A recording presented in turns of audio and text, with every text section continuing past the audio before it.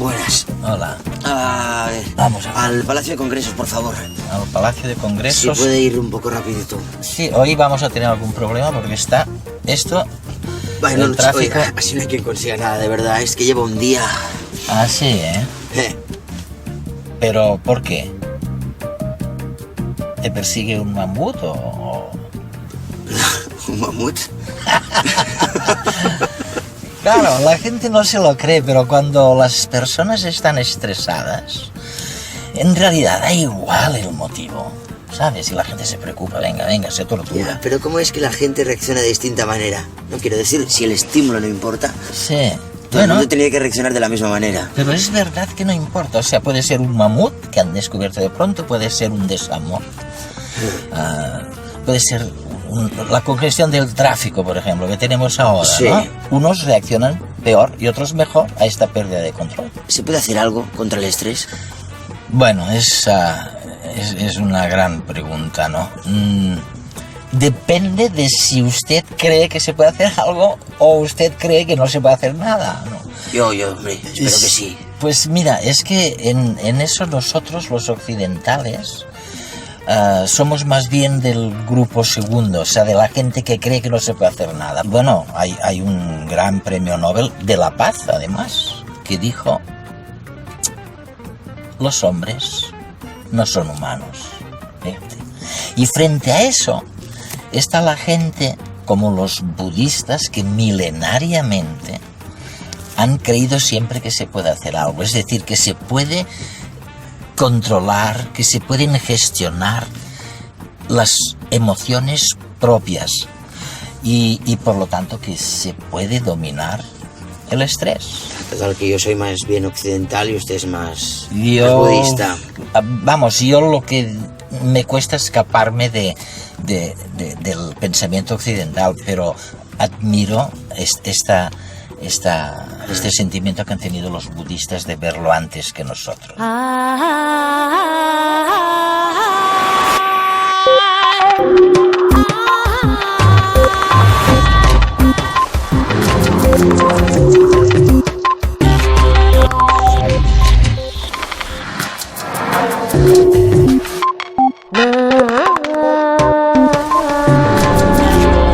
El cerebro es un experto buscador de amenazas.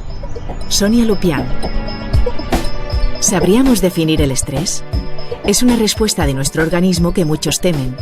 Pero no hay que olvidar que sin ella, ni los seres humanos ni el resto de animales habrían sobrevivido. Y ya que hoy en día, en nuestras sociedades, se puede convertir en enemigo, mejor conocerlo a fondo. Con la neurocientífica Sonia Lupián, que lleva más de 20 años desentrañando los mecanismos y los efectos del estrés, Eduardo Punset nos descubre hoy algunas pistas para combatirlo antes de que cause estragos.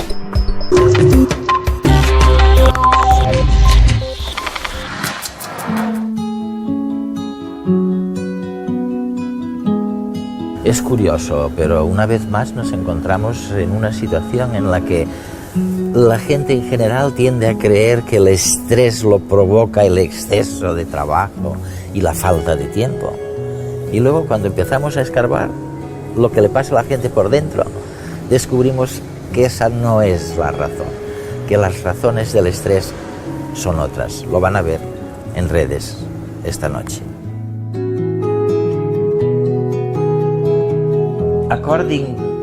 Según lo que tú dices, lo que está sucediendo en nuestro cuerpo cuando un mamut lanudo está a punto de comernos, y cuando estamos hartos de estar al volante y nos ponemos de los nervios en un atasco de tráfico, todo eso es muy similar.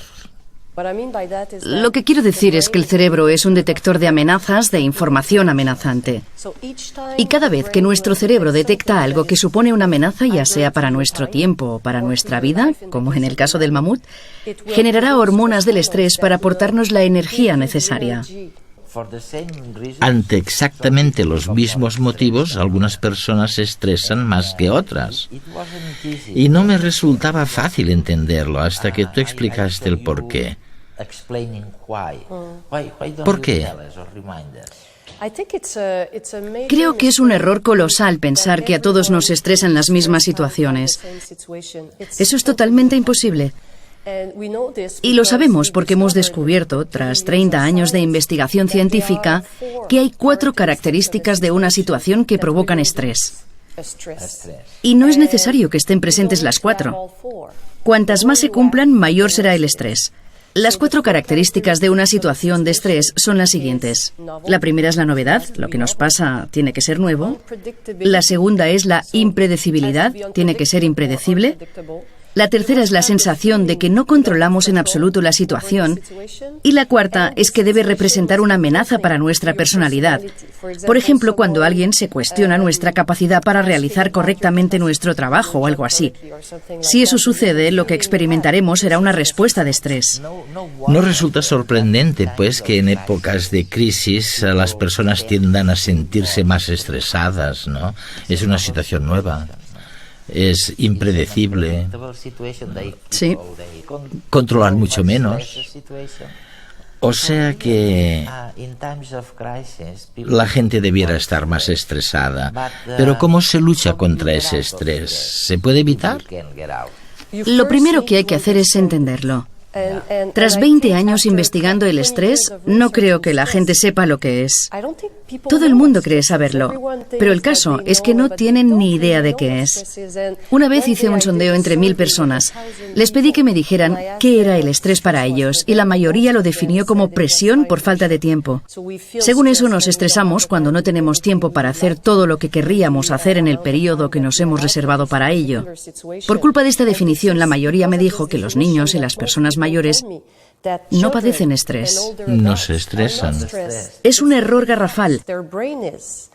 Su cerebro es más vulnerable en el caso de los niños porque todavía se está desarrollando. En el caso de las personas mayores, por el proceso de envejecimiento. Por eso, si empezamos a contarle a la gente lo que es el estrés, podrán empezar a entender cómo abordarlo, porque la mejor manera de afrontar el estrés es conocer sus 4 características y encontrar un plan B, como yo lo llamo. Hay que preguntarse, ¿qué puedo hacer? Y luego buscar una estrategia.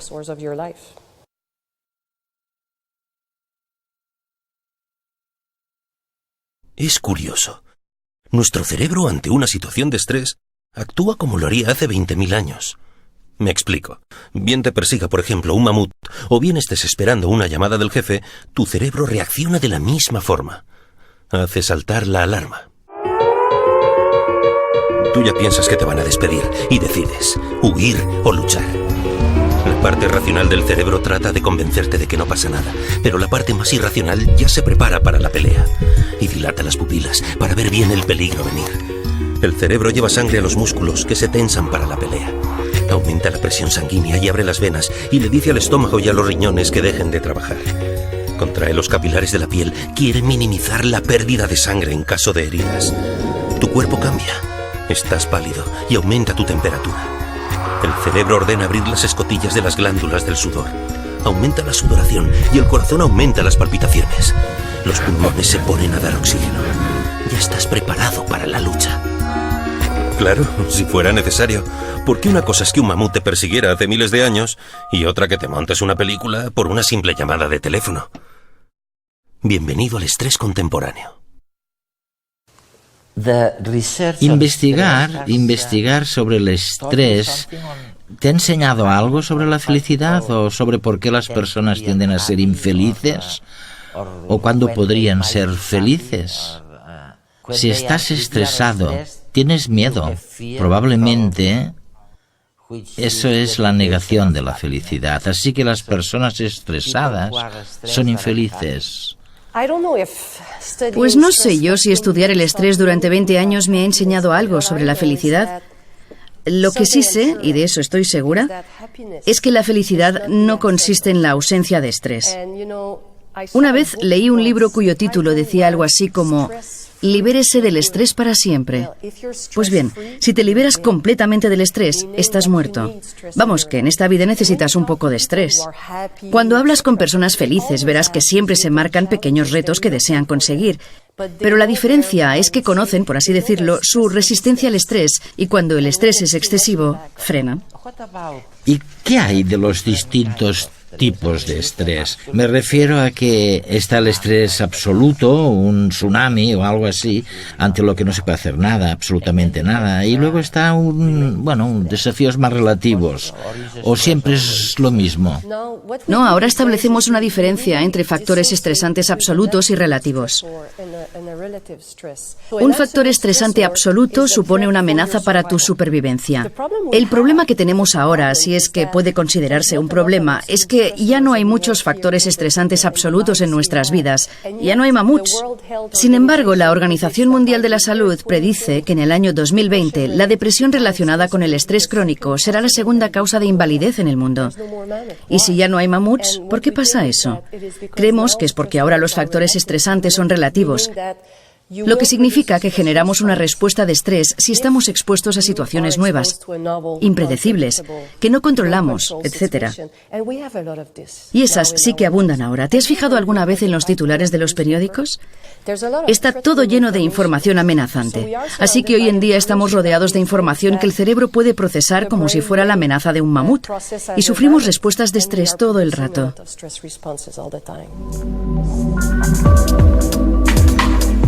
La vida moderna está programada a través de horarios, normas y códigos que ordenan nuestra vida diaria y nos dan una mayor seguridad.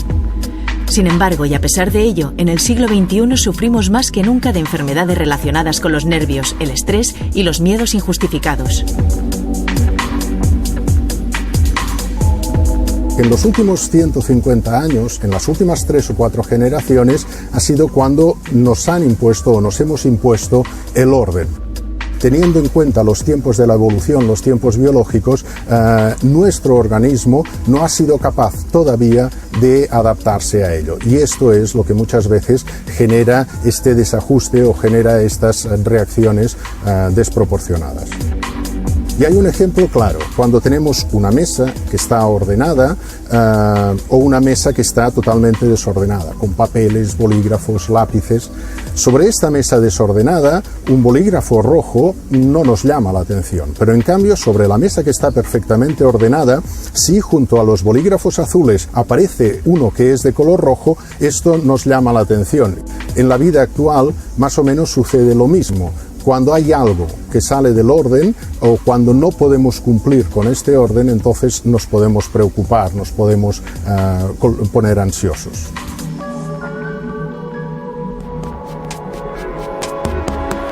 El cuerpo humano está preparado para responder a las amenazas. En realidad, cuando nuestros ancestros vivían en la selva, vivían en los bosques, se encontraban a menudo con osos, con leones y tenían que responder, tenían que luchar contra ellos o bien tenían que salir corriendo hasta que encontraban un árbol y ahí reposaban, descansaban de esta situación amenazante. En la ciudad sucede algo distinto. En la ciudad las amenazas no son puntuales, sino que son amenazas continuas y a veces vamos encadenando una tras otra. Esto lo que hace es que no tengamos tiempo para reparar nuestro organismo y que todo se convierta en un estrés crónico.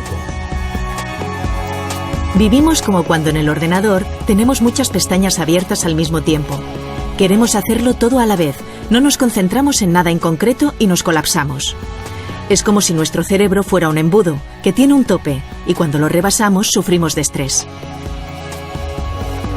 Ante una situación estresante, nuestro organismo produce una hormona que se llama cortisol. Es la sustancia que nos permite correr más, que permite que el corazón bombee más sangre, incluso que nos permite no sentir tanto el dolor de una herida ocasional que nos podamos producir. Si nuestro organismo fabrica cortisol, ¿no será también capaz de fabricar otras hormonas que puedan revertir sus efectos? ¿Como un antídoto ante el estrés?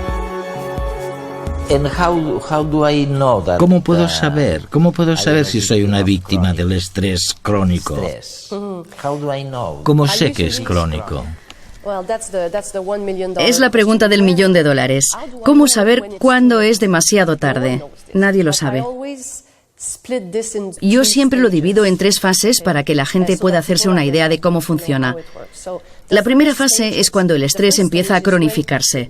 La digestión cambia. Cuando empiezas a tener problemillas con la digestión y debes tomarte pastillas cada 2 por 3, es cuando tienes el primer signo de que algo va mal. Con los niños es la primera señal. Se quejarán de dolor abdominal, pero es el estrés. Y luego sigues adelante, sigues y sigues y sigues. En algún momento el cerebro te pedirá algo bueno. Es como si te dijera, he trabajado muchísimo estos días, necesito algo bueno. Un poco de glucosa. En este punto beberás más alcohol, fumarás más. Y si no bebes ni fumas, qué sé yo, tal vez empieces a tomar más helados. Cualquier cosa que te guste, empezarás a tomarla más porque el cerebro necesita algo para calmarse. Esta sería la segunda fase. En la tercera fase es cuando enfermas. Ahora tienes problemas de memoria, cambios en la personalidad. Te enojas más rápidamente. Aquí es cuando puede aparecer la sensación de estar quemado y la depresión.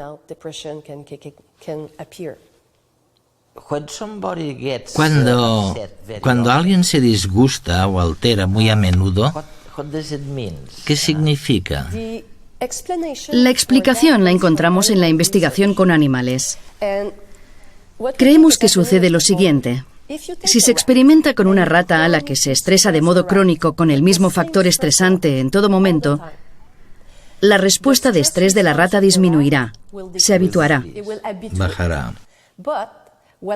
Pero lo que se ha demostrado es que la rata se habituará a ese factor concreto de estrés, pero se volverá más reactiva de lo normal ante cualquier otro factor estresante, por lo que estará hipersensible. Lo que vemos en personas con estrés crónico es que pueden habituarse a un factor estresante crónico. Pongamos que estás pasando por un divorcio muy difícil y cada día tienes una respuesta de estrés. Logras sobreponerte, pero de repente sucede algo en el trabajo. Alguien te dice algo que no es tan grave y explotas. Cuando alguien se enoja con facilidad, se trata de un signo de que padece estrés crónico, de que está intentando abordar un factor estresante, pero se ha vuelto excesivamente reactivo a los demás.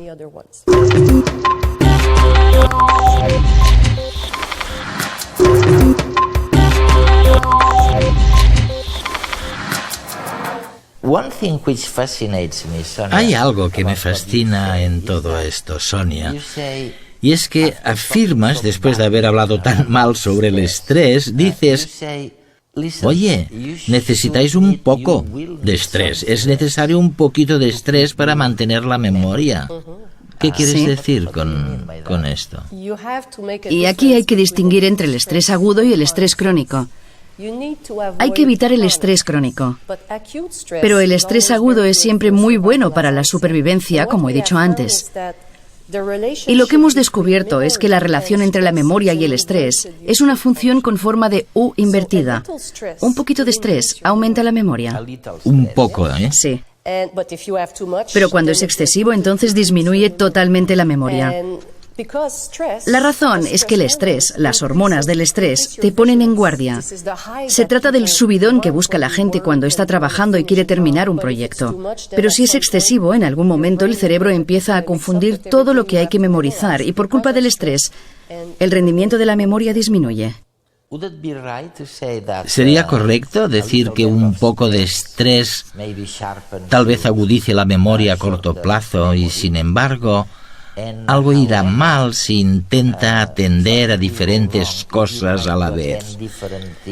Si prestas atención a 2 o 3 cosas simultáneamente, porque entonces probablemente te estresarás.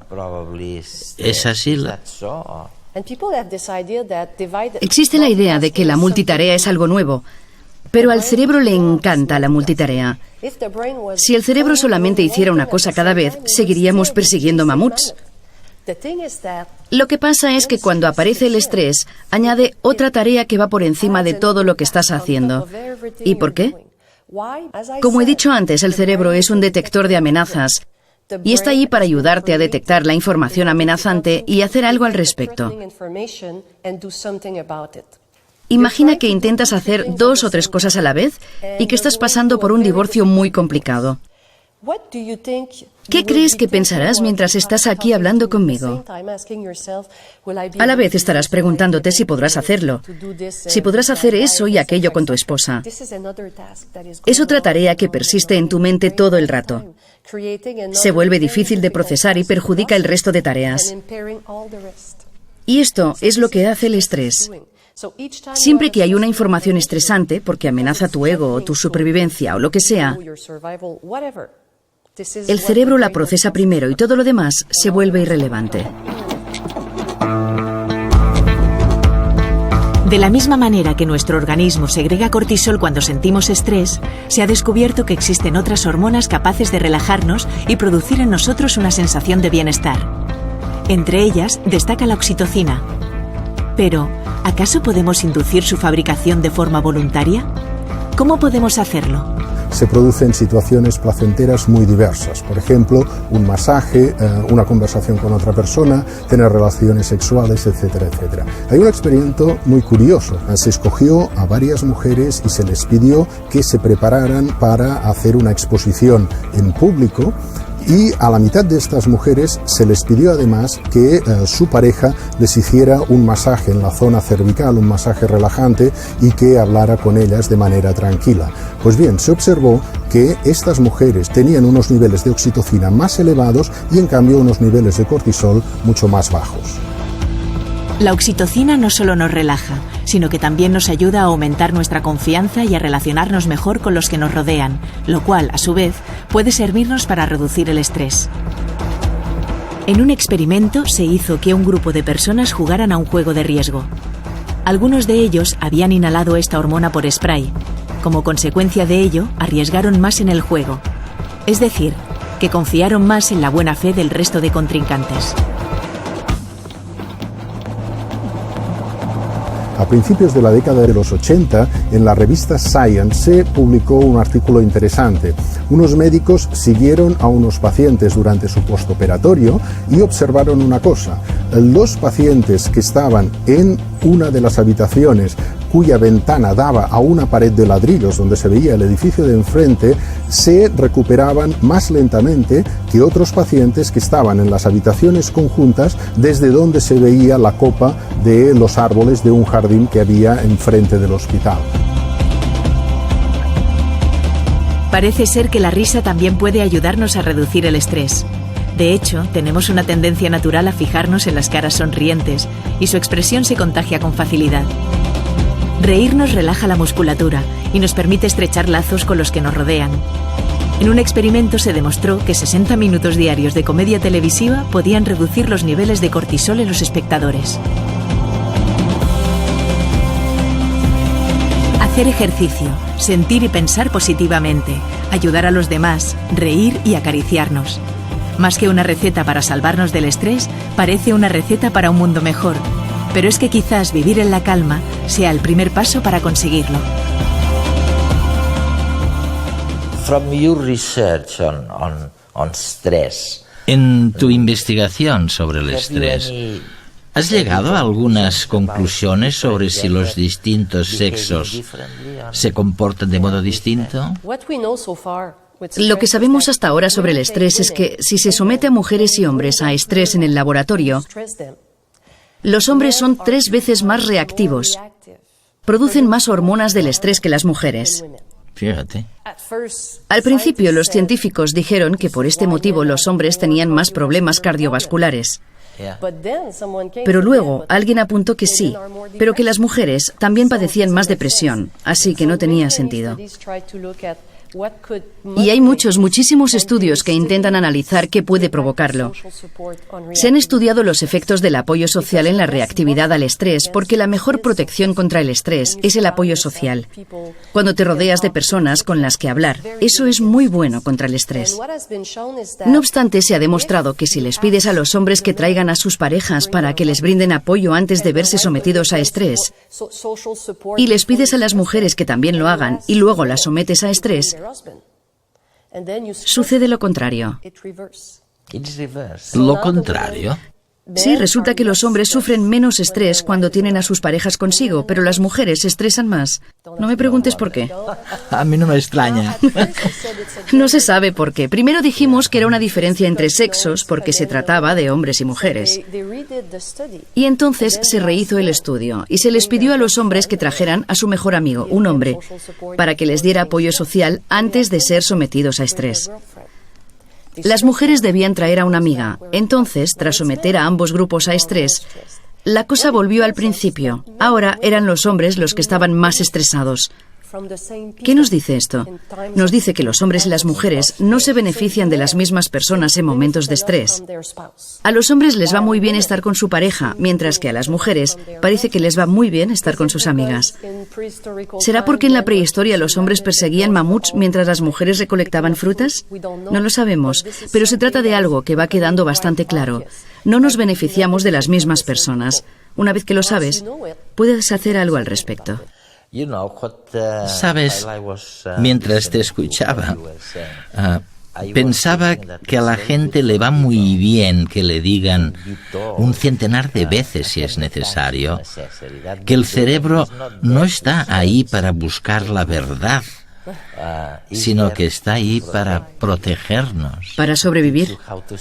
Para enseñarnos a sobrevivir. Y es increíble ver que tantas personas pasan tanto tiempo supuestamente buscando la verdad, sea lo que esto signifique, y tan poco tiempo cuidándose y cuidando a la gente que tiene a su lado, ¿no?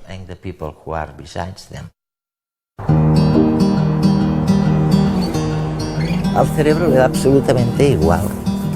Le da absolutamente igual que la amenaza provenga de un mamut lanudo gigantesco o de un atasco de tráfico, porque el estrés es el mismo. Y lo que se pone en marcha, la respuesta del estrés, es idéntica. Al cerebro le da igual. Y lo que no nos puede dar igual es no enterarnos de por qué estamos estresados. El mejor método de lidiar con el estrés se basa en conocerlo bien. Sonia Lupián.